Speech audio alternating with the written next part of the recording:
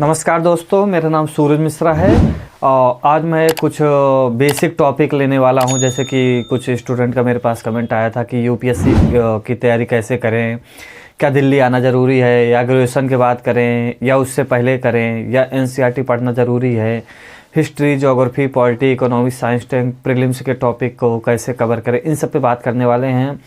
सी set पे कैसे तो मेरे पास कुछ क्वेश्चन आए थे तो मैंने कुछ क्वेश्चन फॉर्मेट करके रखा हुआ है ताकि आप लोग को दिक्कत ना हो, इसलिए मैं आज एक एक क्वेश्चन पे बात करूँगा। तो फर्स्ट क्वेश्चन है कि यूपीएससी के लिए क्या दिल्ली आना ज़रूरी है, मेरे से पूछा गया था। तो मैं बता दूं, बिल्कुल ज़रूरी नहीं है, तब भी आप कोचिंग कर सकते हैं, कोई इशू नहीं है। अब तो ऑनलाइन प्लेटफॉर्म इतने हो गए कि आप ऑनलाइन में भी कर सकते हैं। ऑनलाइन में आप जैसे 2-3 क्लास कर सकते हो। दिल्ली आकर आप यहाँ पर जैसे आपका बजट नहीं है तो थोड़ा सा यहाँ जैसे ज़रूरी नहीं है कि दिल्ली आकर ही, कौन कहता है दिल्ली आने को। यहाँ किराए का खर्चा कम से कम मुखर्जी नगर, करोल बाग यहाँ का 7,000-8,000 किराया, उसके बाद रहने का, खाने का कम से कम 12 से 15-16 हज़ार मुखर्जी नगर में, अगर इतना 15-16 हज़ार लग जाते हैं। अगर थोड़ी दूर पे आप रूम लोगे तो कम से कम वहाँ 25-3 हज़ार का रूम मिल जाएगा, तब भी मंथली आपका 8,000-9,000 जाके बजट बनता है, अगर आपका अच्छा बजट है। अगर घर पर आपके मेन चीज़ माहौल हो अच्छा ना, तो आप घर पर पढ़ें, ऑनलाइन कोचिंग ले, घर पर पढ़े। हाँ, ये थोड़ा है मुखर्जी नगर वगैरह में थोड़ा माहौल मिल जाता है, लेकिन उतना भी अच्छा माहौल नहीं, क्योंकि हमारे कुछ स्टूडेंट थे जैसे वो ऑनलाइन कर लेते थे मुखर्जी नगर में बैठकर, उन्होंने ऑफलाइन बैच लिया, लेकिन कुछ लोग ऑनलाइन कर लेते थे रूम पर बैठकर। तो ज़रूरी नहीं है कि यहाँ पर जो बच्चे आते हैं ऑफलाइन ही क्लास करते हैं, वो भी ऑनलाइन क्लास ही कर लेते हैं। तो पहला क्वेश्चन था कि दिल्ली आना ज़रूरी है, तो मैंने क्लियर कर दिया कि आपको दिल्ली आना ज़रूरी बिल्कुल नहीं है, आप आराम से घर पे भी कर सकते हो कोचिंग। दूसरा बात है ऑनलाइन ऑफलाइन कोचिंग में अंतर क्या है, दूसरा क्वेश्चन हमसे पूछा गया था। तो ऑनलाइन कोचिंग में आप जैसे मटेरियल वगैरह आपको अच्छे से मतलब ऑनलाइन प्लेटफॉर्म पर मिलेगा। ऑफलाइन में आपका यह है कि आप ऑफलाइन में थोड़ा से 100 बच्चों, 200 बच्चों, 500 बच्चे बैठे रहते हैं, उनके साथ आप कंपटीशन दे सकते हैं। लेकिन अब तो लाइब्रेरी वगैरह लगवा लीजिए तो आप आराम से लाइब्रेरी वगैरह में भी पढ़ सकते हैं, नज़दीकी लाइब्रेरी वगैरह में आप पढ़ सकते हैं। अच्छा, तीसरी बात यह है कि अगर फीस के बारे में बताया जाए तो फीस कम से कम दृष्टि की 2 लाख 2.5 लाख के एबव चली गई है। अभी सबसे ऑफलाइन की बात कर रहा हूँ, ऑनलाइन में लगभग 1.25 लाख के करीब होगा ऑनलाइन भी। और बेस्ट कोचिंग में अगर देखा जाए तो दृष्टि है हिंदी मीडियम से, अभी खान सर भी थोड़ा ठीक चल रहा है, विजन आईएएस भी हो गया है, सब लोग भी हिंदी करवाते हैं। और संस्कृति आईएएस हो गया है, निर्माण आईएएस है, इन सब में कोचिंग अच्छी है। लेकिन बेस्ट कोचिंग में अगर देखा जाए तो अगर आपके पास अच्छा खासा बजट है तो आप दृष्टि में भी एडमिशन ले सकते हैं या खान सर में भी अच्छे खासे आप एडमिशन ले सकते हैं। देखिए, मैं किसी कोचिंग का परमानेंटली प्रचार नहीं कर रहा हूँ, बट मैं आपको अच्छी चीज़ बताऊँगा ताकि आपका पैसा डूबे ना। देखिए, फैसिलिटी हर जगह अच्छी है, लेकिन थोड़ा फैसिलिटी कहीं अच्छी है, कहीं ज़्यादा कॉपी। मेन चीज़ ये है ना कि कॉपी वगैरह आपकी कैसे चेक हो रही है, आपका फार्मल मतलब आपको तैयार कैसे करवाया जा रहा है, मैनेजमेंट कहाँ का अच्छा है, ये सब भी मैटर करता है। दूसरा क्वेश्चन था मेरे पास आया था कि क्या ग्रेजुएशन के बाद ही यूपीएससी करें कि या उससे पहले करें।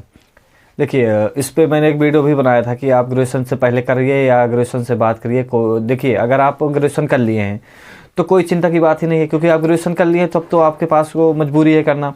अगर आप ग्रेजुएशन के फेज में हैं, जैसे फर्स्ट ईयर है, जैसे आप फर्स्ट ईयर या सेकेंड ईयर में हैं, तो फर्स्ट ईयर थोड़ा से आप बढ़िया कॉलेज टाइम बिताइए। सेकेंड ईयर में एनसीईआरटी वगैरह कवर कर लीजिए, 6 to 12 NCERT history, geography, polity, economy की और साइंस टेक की थोड़ा कुछ पढ़ लीजिए। और उसके बाद थर्ड ईयर में जब आप आइए तो कोचिंग वगैरह ले लीजिए। अगर आप ग्रेजुएशन कंप्लीट है तो ग्रेजुएशन के बाद आप कर लीजिए, कोई इशू नहीं है। तीसरा क्वेश्चन मेरे से पूछा गया था कि क्या एनसीईआरटी पढ़ना ज़रूरी है और पढ़ें तो कितनी बार पढ़ें। तो देखिए, एनसीईआरटी पढ़ना मस्ट है। अगर आप थोड़ा सा आपका साइंस बैकग्राउंड से हैं तब तो आपके लिए ज़रूरी है एनसीईआरटी पढ़ना। अगर आप साइंस बैकग्राउंड से नहीं हैं तब भी आप 1-2 बार तो रीडिंग लगा ही सकते हैं। देखिए, उसका नोट्स वगैरह आपको बनाने की ज़रूरत नहीं है। देखिए, कुछ क्वेश्चन होते हैं जैसे हिस्ट्री, ज्योग्राफी में, उसमें पीछे कुछ क्वेश्चन होते हैं, तो आप उस क्वेश्चन को एक बार सॉल्व करने की कोशिश कीजिए। जैसे आप पढ़ें, एक पूरा चैप्टर पढ़ लिया आपने, उसके बाद पीछे देखिए मिलान वगैरह के लिए क्वेश्चन भी रहते हैं, तो आप मिलान वगैरह करके देखिए कि आपने जितना पढ़ा है या क्वेश्चन वगैरह उस पर पीछे एनसीईआरटी में दिए रहते हैं, तो आपका क्वेश्चन वगैरह समझ में आ रहा है, उसका आंसर कुछ समझ में आ रहा है कि नहीं आ रहा है। अगर नहीं समझ में आ रहा है, एक बार बेसिक रीडिंग फिर लगा लीजिए, फिर दोबारा ट्राई कीजिए। नोट्स वगैरह के चक्कर मत पड़िए, क्योंकि नोट्स वगैरह बनाएंगे बहुत टाइम हो जाएगा, लगभग 70-80 पन्ने की एनसीईआरटी होती है और आप उन शॉर्ट नोट बनाने चलेंगे तो 40-50 पन्ने ऐसे ही बन जाएंगे। तो 1-2 बार रीडिंग लगाइए और पीछे का क्वेश्चन सॉल्व करिए, सबसे अच्छा बेस्ट तरीका आपको एनसीईआरटी पढ़ने का। और एनसीईआरटी की दृष्टि वगैरह की या अन्य किसी पब्लिकेशन की एनसीईआरटी की बुक आती है जिसमें क्विज दिए रहते हैं, तो आप प्रैक्टिस के लिए वो खरीद सकते हैं, उस पर से भी सॉल्व कर सकते हैं। जैसे मैं आपको स्क्रीन पे दिखाता हूँ कि मेरे पास 1-2 एनसीईआरटी की जो क्वेश्चन है उसके मेरे पास कुछ बुक है, तो मैं आपको स्क्रीन पे दिखा दे रहा हूँ, देख लीजिए। अब उसके बाद मेरे से चौथा क्वेश्चन पूछा गया था, history, geography, polity, economics, science tech prelims के टॉपिक कैसे कवर करें। देखिए मेन चीज़ 5 पिलर होते हैं यूपीएससी में प्रीलिम्स के, history, geography, polity, economics, science tech, ये 5 पिलर माने जाते हैं। लेकिन अभी आप देख रहे हो पेपर का एनालिसिस करिए कि यूपीएससी पूरी तरह चेंज हो चुका है। अब आपको इस पे सबसे ज़्यादा करंट पे ध्यान देने की ज़रूरत है, इसको तो पढ़ना ही है। क्योंकि आप देखिए, आप कितना भी पॉलिटी लक्ष्मीकांत पढ़ लीजिए, जब तक आप करंट अफेयर पे ज़्यादा ध्यान नहीं देंगे, करंट से रिलेट करके क्वेश्चन पूछा जा रहा है, तो आप करंट पे ज़्यादा ध्यान दीजिए, करंट से रिलेट करके देखिए, और प्रीवियस ईयर क्वेश्चन पेपर पे ज़रूर ध्यान दीजिए। जैसे आप सुबह 15 मिनट प्रीवियस ईयर क्वेश्चन पढ़ लीजिए, फिर जब आप शाम को पढ़ाई बंद करने से पहले 15 मिनट प्रीवियस ईयर क्वेश्चन देखिए। हल मत कीजिए पहले आप देखिए प्रीवियस ईयर क्वेश्चन की, क्वेश्चन कहाँ से ज़्यादा पूछा है। क्योंकि आप क्वेश्चन देखें ना, तो आपके माइंड सेट में आप एक बार आएगा, जब आप पढ़ेंगे किताब, कवर करेंगे एनसीईआरटी या स्टैंडर्ड बुक, तो आपको वहाँ पर दिखाई देगा कि ये क्वेश्चन यूपीएससी में पूछा गया था, तो आप उसको थोड़ा हाईलाइट कर पाएंगे। आप डायरेक्टली मत पढ़िए 15-15 मिनट, जैसे आप हिस्ट्री पढ़ रहे हैं तो हिस्ट्री के कुछ 15 मिनट पहले और 15 मिनट शाम को, सुबह शाम 1 बार 2 बार 3 बार प्रीवियस ईयर क्वेश्चन देखिए, मेंस के क्वेश्चन देखिए, मेंस के क्वेश्चन कहाँ से आ रहे हैं, इससे आपसे थोड़ा कवर हो जाएगा। तो अभी बात कर रहे हैं history, geography, polity, economics, science tech. History आप स्पेक्ट्रम पढ़ सकते हैं मॉडर्न के लिए, और बाकी मिडिवल, एशियंट, वर्ल्ड अगर आप जीएस कर रहे हैं तो वर्ल्ड में ज़्यादा क्वेश्चन ही नहीं पूछ रहे हैं, 1-2 क्वेश्चन आता है तो आप स्किप भी कर सकते हैं, कोई इशू नहीं है। लेकिन मिडिवल और मॉडर्न के लिए आप थोड़ा से दृष्टि की बुक आती है, देखिए स्टैंडर्ड बुक पढ़ने की कोई ज़रूरत नहीं है। मॉडर्न और मिडिवल का इतना क्वेश्चन नहीं पूछते और ना आपके पास इतना टाइम ही है, तो आप एक बार स्पेक्ट्रम जरूर पढ़िए, क्योंकि मॉडर्न से प्रश्न आते हैं, तो स्पेक्ट्रम आप पढ़ लीजिए। और मिडवल और एशियंट के लिए एक बार बेसिक रीडिंग के लिए एनसीईआरटी सबसे बेटर है, एनसीईआरटी पढ़ लीजिए। और उसके बाद न्यू एनसीईआरटी, मतलब न्यू एनसीईआरटी एक आई है, जैसे अभी कोविड के बाद जो अभी एनसीईआरटी आई है उस पर कुछ चैप्टर गायब कर दिए हैं, वो एनसीईआरटी मत पढ़ना। एक न्यू एनसीईआरटी है जो कोविड के पहले आई थी, वो वाली एनसीईआरटी पढ़ना, 2005 जिस पे लिखा हुआ, वो वाली एनसीईआरटी पढ़ना। अब इस पर बात हो गई आईआर के लिए, आप थोड़ा से करंट अफेयर पे ज़्यादा ध्यान दें, क्योंकि आईआर के भी क्वेश्चन प्रीलिम्स में पूछे जा रहे हैं। आईआर, हिस्ट्री हो गया। ज्योग्राफी के लिए एनवायरनमेंट पे ज़्यादा ध्यान दीजिए, एनवायरनमेंट के लिए आप विजन आईएएस की 365 पढ़ सकते हैं, बहुत बेटर है। आप विजन आईएएस का थोड़ा सहारा ले लीजिए एनवायरनमेंट के लिए। और पॉलिटी के लिए आप लक्ष्मीकांत 737 पढ़ सकते हैं, एनसीईआरटी पढ़ सकते हैं, और करंट अफेयर पे ध्यान दीजिए। इकोनॉमी के लिए, ये इकोनॉमी का तो आपको सर्वे वगैरह देखना पड़ेगा, डाटा वगैरह आप पे ध्यान देना पड़ेगा, उसके लिए भी करंट रिलेट करके पढ़िए। साइंस टेक के लिए पूरा क्वेश्चन ही प्रीलिम्स में जो पूछा जा रहा है, एक बार आप बेसिक पढ़ लीजिए दृष्टि या किसी अन्य संस्थान की बुक या नोट्स से, उसके बाद अच्छे से पीवाईक्यू वगैरह लगाइए और अच्छे से करंट अफेयर पे ध्यान दीजिए। 5वां प्रश्न मेरे से पूछा गया था, सी सेट कब से शुरू करें। देखिए आप सी सेट अगर आप शुरू करना चाह रहे हैं तो जैसे आप अभी जैसे 2024 के लिए तो टाइम ही नहीं बचा, क्योंकि अब 3 महीने तो पेपर रह गए हैं। तो जो बच्चे 24 दे रहे हैं वो तो कर ही रहे होंगे सी सेट। जैसे जिनको 2025 देना है ना, वो 6 महीने के 8-9 महीने से प्रैक्टिस आधा घंटे प्रैक्टिस करिए। और जब ये जनवरी फरवरी आना शुरू हो जाए तो आप 1-1, 2-2 घंटे प्रैक्टिस कीजिए। देखिए ज़्यादा बर्डन तब आता है जब लोग ये सोचते हैं कि 5 महीने में सी सेट कवर कर लेंगे, ये भूल जाइए, क्योंकि सी सेट का भी दायरा बहुत तेज़ी से बदला हुआ है। सी सेट का क्वेश्चन भी बहुत लेंदी पूछा जा रहा है, तो थोड़ा से 10th बेस लेवल पे क्वेश्चन ही नहीं आ रहा है। वो आपसे ऐसा क्वेश्चन दे रहे कि आपको सोचने पर मजबूर किया जा रहा है कि आप सोचिए क्वेश्चन में पूछा क्या जा रहा है। तो अच्छे से सी सेट वगैरह पर भी ध्यान दीजिए। जैसे जनवरी से पहले या मान लो नवंबर दिसंबर से आप लगाना 1-1 घंटे स्टार्ट कर दीजिए। फरवरी आते हैं तो 2-2 घंटे कर दीजिए। इधर मार्च अप्रैल तक आते आते 3-3 घंटे सी सेट पे और प्रीवियस ईयर क्वेश्चन पे ध्यान दीजिए।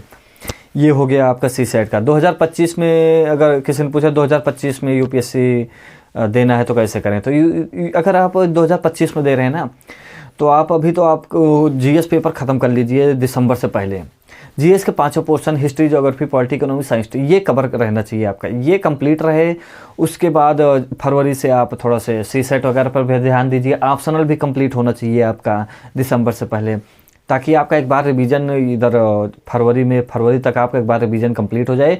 और टेस्ट सीरीज साथ साथ में लगाते रहिए, जनवरी से टेस्ट सीरीज पर ध्यान दीजिए और ऑप्शनल पर कवर कर लीजिए, क्योंकि दिसंबर से पहले ऑप्शनल जीएस आपके सारे पोर्शन कंप्लीट होने चाहिए। तो आप अभी अगर मान लो अभी कोचिंग कर रहे हैं तो आप पहले जीएस पे ध्यान दीजिए, जीएस पे ध्यान दीजिए। सी साइड बाद में करना, पहले जीएस के पांचों पोर्शन, फिर मेंस के टॉपिक जैसे एथिक्स हो गया, आईआर हो गया, इंटरनल रिलेशन हो गया, आईआर और इंटरनेट सिक्योरिटी हो गया, गवर्नेंस हो गया, इन सब पर भी ध्यान दीजिए। एक बार ऐसा ट्राई कीजिए ना, ऐसा कोशिश करिए कि आपका दिसंबर तक सारा एक बार कंप्लीट हो जाए, ताकि जनवरी फरवरी में आप बढ़िया से रिवीजन करके और मार्च अप्रैल में केवल प्रीवियस ईयर क्वेश्चन, पीवाईक्यू या टेस्ट सीरीज का एनालिसिस। और मैं भी थोड़ा आगे बात करूंगा कि आपको शॉर्ट्स मतलब टेस्ट सीरीज का शॉर्ट्स में कैसे बनाए भी, वो मैं बात करने वाला हूँ थोड़ी।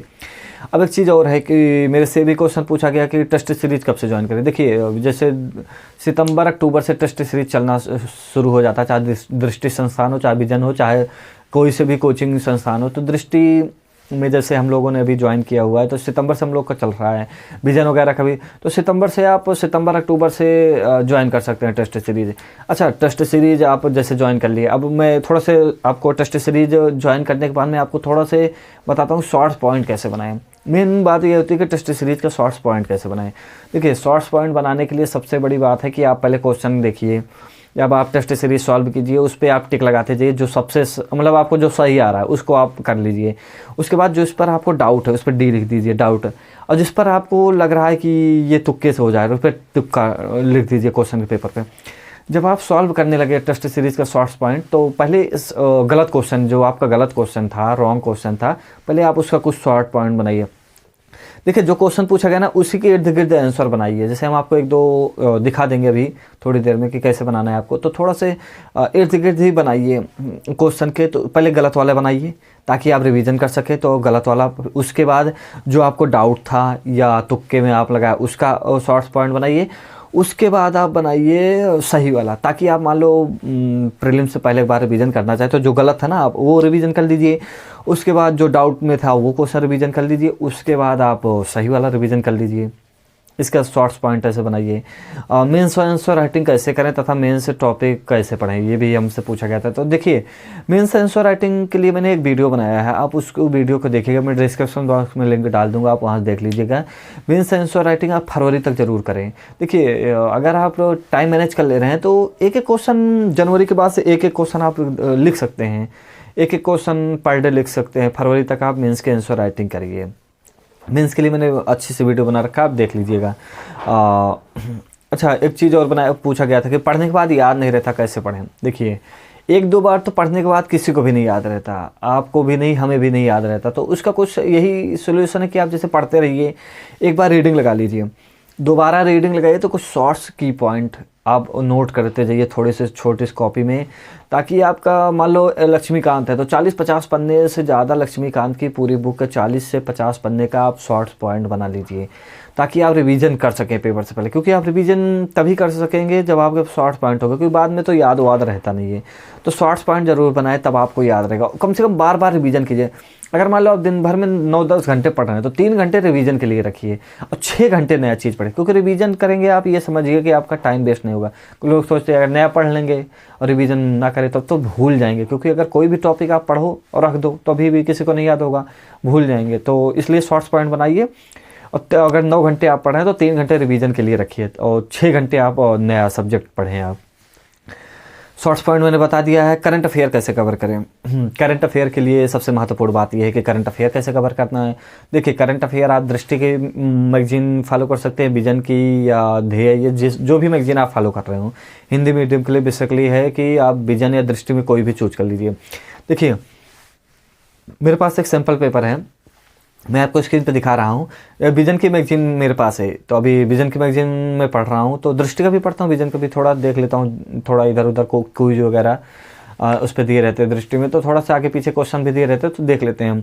तो विजन की मैगजीन का कुछ सैम्पल पेपर, जैसे शुरुआत के 4 पन्ने में टॉपिक दिए रहते हैं, तो टॉपिक को हमें प्रिंट करवा लेना है, लिखना मत, क्योंकि यार लिखोगे ना तो थोड़ा बहुत ज़्यादा टाइम लग जाएगा। तो थोड़ा आप 4 पॉइंट लिखो, आप प्रिंट करवा लीजिए, उसके बाद चारों पन्ने के पास पास आप एक एक पेज जोड़ लीजिए। जैसे कुछ क्वेश्चन दे रखे हो, जो टॉपिक वाइज दे रखा हो, उसको पढ़िए आप मैगजीन से, एक बार पढ़िए, दोबारा में एक बार अच्छे से पढ़ लीजिए पूरी मैगजीन। दोबारा जब आप पढ़िए तो जो आप चारों मतलब 4 ही पन्ने हैं आपको दिख रहे होंगे, इसका आप की पॉइंट बना लीजिए। जैसे ये विधेयक वगैरह पास हो रहे हैं, बिल वगैरह, न्याय संहिता, इन सब पे तो थोड़ा शॉर्टकट पॉइंट बना लीजिए। अभी जैसे हाल ही में पास हुआ है, देखिए विजन की मैगजीन और थोड़ा 3 महीने बाद आती है, दृष्टि की मैगजीन मंथली मैगजीन आने वाली आती रहती है, वो भी 3 महीने पुरानी, लेकिन वो नाम मतलब जनवरी चल रहा है तो फरवरी के नाम से दे देंगे, ऐसे होती है। 3-3 महीने हिंदी मीडियम की मैगजीनें लेट आती हैं। मैगजीन के लिए आप विजन की साइट पे फॉलो कर सकते हैं, दृष्टि की भी फॉलो कर सकते हैं।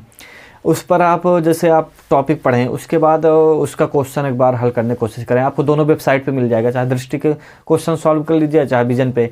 तो आप वेबसाइट पे जाइए, वहाँ पे आप क्वेश्चन सॉल्व कीजिए और शॉर्ट्स पॉइंट बना लीजिए करंट अफेयर का। उसके बाद न्यूज़पेपर पढ़ना ज़रूरी है। हिंदी मीडियम वाले कैसे पढ़े, ये भी क्वेश्चन पूछा गया था। देखिए न्यूज़पेपर में तो आपको सबसे अच्छा या तो हिंदी मीडियम में दैनिक जागरण है, राष्ट्रीय संस्करण वाला, और या तो हिंदू और इंडियन एक्सप्रेस है। तो ज़्यादातर बच्चों को चैलेंज ये है कि द हिंदू और इंडियन एक्सप्रेस समझ नहीं आना, चाहे आप 4 घंटे पढ़ लो, 5 घंटे पढ़ लो।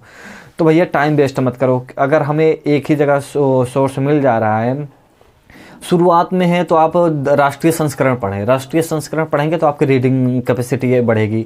तो शुरुआत के चरणों में आप रीडिंग कैपेसिटी बढ़ाने के लिए दैनिक जागरण पढ़ लीजिए। उसके बाद मैगजीन फॉलो कीजिए, क्योंकि अगर आप जैसे न्यूज़पेपर पढ़ रहे हैं, अगर 3-4 घंटे पढ़ रहे हैं, उसके बाद आप मैं भी हिंदी मीडियम से हूँ, तो ऐसा होता है कि यार कुछ पढ़ा ही नहीं, भूल जाते हैं, क्योंकि ज़्यादातर उसकी लैंग्वेज टफ होती है तो समझ में आता नहीं। तो इससे अच्छा अगर एक ही जगह हमें मंथली मैगजीन में मिल जा रहा है तो हम मैगजीन पढ़ लेंगे, 3-4 बार पढ़ लेंगे। अब वो मैगजीन ऐसी आ रही है कि यूपीएससी के जैसे क्वेश्चन होते हैं उसी फॉर्म में आ रहे हैं, उसी के फॉर्म में आंसर करके आ रहा है, ताकि आप आंसर राइटिंग भी कर सकते हैं। तो देखिए मैं तो ये नहीं कहूँगा पेपर वगैरह आप छोड़ दीजिए, लेकिन अगर आप पेपर नहीं पढ़ पा रहे हैं तो कोई दिक्कत वाली बात नहीं है, मैगजीन वगैरह फॉलो कीजिए, सबसे अच्छा है। पेपर वगैरह पे टाइम वेस्ट मत करो। अगर मान लो 3 घंटे आप टाइम दे रहे हैं न्यूज़पेपर पे, इंडियन एक्सप्रेस, द हिंदू पढ़ने में, तो आपको लास्ट में पता चलता है कि यार हमने यार पढ़ा तो, लेकिन हमें समझ कुछ नहीं आया।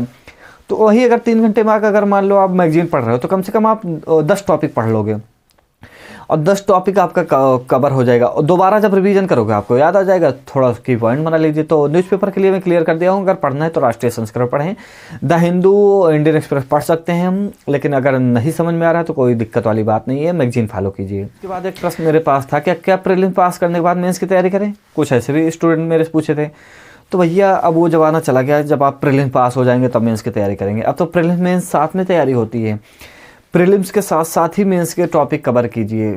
तो अगर आप मेंस पढ़ेंगे तभी आप प्रीलिम्स कवर कर पाएंगे, क्योंकि जिस हिसाब से क्वेश्चन पूछे जा रहे हैं, 4 स्टेटमेंट दिया जा रहा है और चारों, अब तो कथन 1, कथन 2, कथन 3, कथन 4। अगर कथन 3 भी आ रहा है और चौथा नहीं आ रहा है ना, तो आप तुक्का भी नहीं लगा सकते। अब तो आपको तुक्का लगाने का भी मौका नहीं मिल रहा है। जो 2023 का पेपर देख लीजिए उदाहरण के लिए। तो इसलिए आप मेंस की तैयारी के साथ साथ प्रीलिम्स की तैयारी कीजिए, तब अच्छा से आप हो पाए, क्योंकि प्रीलिम्स पास करने के बाद मेंस लिखना है और 3 महीने का टाइम मिलता है प्रीलिम्स के बाद। तो आप मेंस की तैयारी तभी मेंस की तैयारी रहेगी तब आप प्रीलिम्स पास भी कर पाओगे, और उसके बाद प्रीलिम्स पास करने के बाद मेंस भी आंसर राइटिंग कर सकते हो 3 महीने में। और एस्से कैसे पढ़ें पूछा गया था। तो एस्से के लिए आप देखिए, एस्से के लिए दृष्टि की आती है बुक, दृष्टि की बुक आती है, वो बुक पढ़िए। मैं आपको स्क्रीन पे दिखा देता हूँ, ये बुक पढ़िए आराम से, इस पे कुछ कोटेशन वगैरह हैं। और सबसे अच्छा है कि आप शुरुआत में इसको बुक पढ़ें 1-2 बार, रीडिंग लगाइए और नोट्स वगैरह नहीं बनाना है। इसमें जो पीछे देखिए आप पलट के पेज देखेंगे तो इसमें कोटेशन वगैरह भी लिखे हैं, तो उस कोटेशन वगैरह को याद कीजिए। और देखिए टॉपर की नोट्स, टॉपर की नोट्स आपको देखना इसलिए कि वो कहाँ पर डायग्राम बना रहे हैं, कहाँ पर वो रहे हैं और कहाँ कोटेशन लिख रहे हैं, ये सब आपको पता चलेगा। उनके निबंध से अपने निबंध में मिलाइए कि कहाँ अंतर आ रहा है। 10, 20, 30 निबंध लिख लेंगे तो आपको कंपेयर करने में शुरुआत में बिल्कुल नहीं टॉपर्स की नोट देखना, 10-15 ऐसे लिख लीजिए, तब आप देखिए। और डिप्रेशन से कैसे बचे, ये क्वेश्चन भी पूछा गया था। सबसे महत्वपूर्ण ये है कि डिप्रेशन से कैसे बचे। देखिए, डिप्रेशन तो तभी होगा था जब पढ़ाई नहीं होती, सबसे महत्वपूर्ण बात। तो अगर आप निरंतर 8-9 घंटे कंसंट्रेट करके अपने आप को पढ़ रहे हैं तो डिप्रेशन वगैरह तो मामूली जल्दी से नहीं होगा। लेकिन थोड़ा सा डिप्रेशन ये भी है कि घर से प्रेशर आने लगता है कि भैया अब कब तक होगा, या पैसे वगैरह की भी प्रॉब्लम होती है। तो डिप्रेशन भी अलग अलग प्रकार से आपको चिंता सताए रहती कि प्रीलिम्स सबकी नहीं हुआ तो क्या होगा, मेंस। देखिए, बैकअप प्लान आप रख के चलिए। बैकअप प्लान रखने से ये नहीं होगा कि आपके पास बैकअप प्लान नहीं है, मान लो यूपीएससी ना हुआ, क्योंकि 0.1% है रेशियो, आपको भी पता है, हमें भी पता है। चांस केवल 0.1% है। 10 लाख फार्म भरा, 5 लाख प्रीलिम्स देते हैं, 2000 मेंस लिखते हैं, लास्ट 3-4 हज़ार 3,000 मतलब 2,500-3 हज़ार करीब मेंस लिखते हैं, लास्ट में जाकर 700-800 लोग यूपीएससी क्लियर करते हैं। उसमें भी रैंक डिसाइड होती है, रैंक भी लास्ट में मनचाहा लोगों को नहीं मिलता, फिर वो अगली साल देते हैं पेपर। तो भी तो कंपटीशन में आ गए दोबारा, वो भी सीट छोड़ते नहीं अपनी, तो भी सीट चली जाती है। तो ऐसे में तो 0.1 का है। तो आप डिप्रेशन से तभी बच सकते हैं, पढ़ाई अच्छे से ध्यान दीजिए, प्लान आप रख के चलिए अच्छे से, ताकि आपको दिक्कत ना हो। बैकअप प्लान होने से नहीं मतलब कि आपको डिमोटिवेशन होता है, बैकअप प्लान रहने से आपको थोड़ा सा ये रहता है कि अगर मेरे को यूपीएससी ना हुआ तब हम आगे का बैकअप प्लान मेरे पास है, मैं ये कर लूँगा। क्योंकि 0.1% रेशियो आपको भी पता है, हमें भी पता है। तो इतना क्वेश्चन था। अगर आपका और कुछ क्वेश्चन होता है तो कमेंट करना ना भूलें। अगर कुछ हो सकता है, मैं अपने पर्पज़ से बताया हूँ सारे। अगर कुछ आप इसमें वैल्यू एडिशन करना चाहते हो आप कर सकते हैं, क्योंकि सबका रणनीति, सबका तरीका अलग अलग है, पढ़ने का भी, कैपेसिटी कवर करने का भी। आगे भी मैं कुछ वीडियो बनाकर आपको दूंगा कि कैसे आप एक एक टॉपिक पे बात करेंगे, कि कैसे थोड़ा सा एक्सप्लेन करके, जैसे भी कंपल्सरी पेपर पे वीडियो बनाना है, क्योंकि उस पर भी मेरे से पूछा गया था। कंपल्सरी पेपर में थोड़ा एक्सप्लेन में बनाना चाह रहा हूँ, इसलिए अभी ये वीडियो समाप्त करना चाह रहा हूँ। आप इजाज़त दीजिए, धन्यवाद।